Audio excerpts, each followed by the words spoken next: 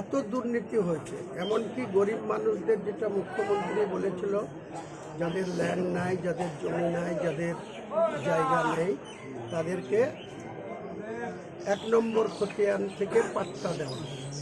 এখানকার পঞ্চায়েত সমিতির সভাপতির নেতৃত্বে, এখানকার ল্যান্ড দপ্তরের কর্মদক্ষ তার স্বামীর নেতৃত্বে, এই বেলার অফিসের কিছু ঘুঘু আছে, সেই ঘুঘুদের নেতৃত্বে একা কামনগর অঞ্চলে কোটি টাকার উপর দুর্নীতি হয়েছে। কী করে? যাদের গরিব মানুষের নামে পাট্টা দিতে গিয়ে মিনিমাম 2 লাখ থেকে 5 লাখ টাকা পর্যন্ত টাকা নেওয়া হয়েছে, তারপরে রেকমেন্ড হয়েছে। এটা একটা বড় দুর্নীতি। 2 হচ্ছে এখানকার শক্তিপুরের ওসি অতনু দাস, তার কাজ হচ্ছে আইন শৃঙ্খলা দেখা, শান্তি প্রতিষ্ঠা রাখা।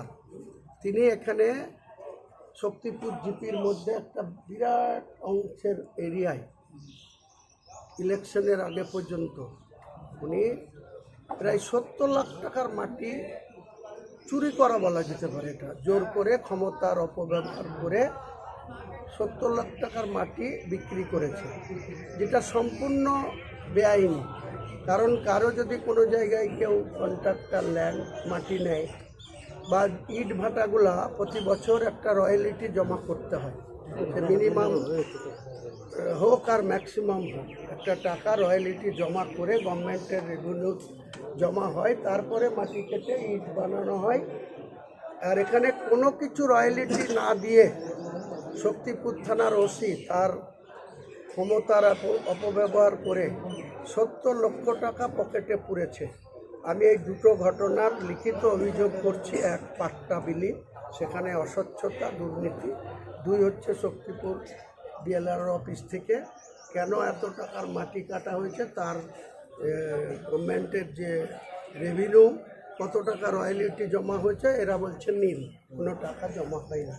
আমি বলেছি এই টাকা অফিসিয়ালি জমা করতে হবে ল্যান্ড দপ্তরে, জমা না দেখালে আমি এরপরে বৃহত্তর আন্দোলন করব, এই অফিসে তালা দিয়ে দেবো, এই অফিসটাকেই বন্ধ করে দেবো। সাধারণ মানুষের কাজকর্ম হয়তো কিছুদিন ক্ষতিগ্রস্ত হবে বা ব্যাহত হবে, কিন্তু উপায় থাকবে না।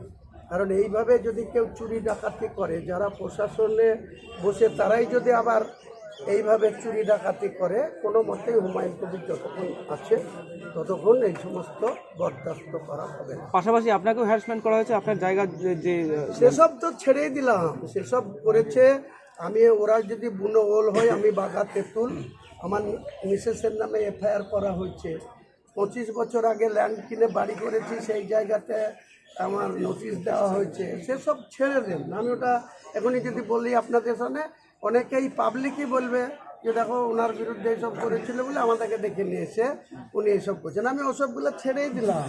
কিন্তু আম পাবলিকের টাকা যেভাবে চুরি করা হয়েছে, যেভাবে বাটপরি করা হয়েছে, এসব আমি উৎখাত করেই ছাড়ব।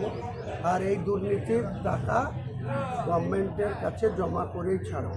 আর এই ল্যান্ড দপ্তরে বললাম তো, শুধুমাত্র কামনগর অঞ্চলে কত টাকা তুলেছে সব আমাদের কাছে তথ্য আছে। আমি লিখিতভাবে এখানকার বেলারোকে অভিযোগ করছি, এবং সেই অভিযোগ ডিস্ট্রিক্ট ম্যাজিস্ট্রেটকেও করব, এডিএম এলআরকেও করব।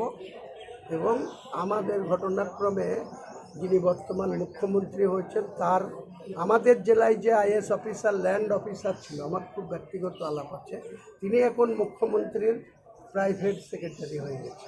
কাজে তিনার কাছে পৌঁছাতেও আমাদের বেশি কিছু সময় লাগবে।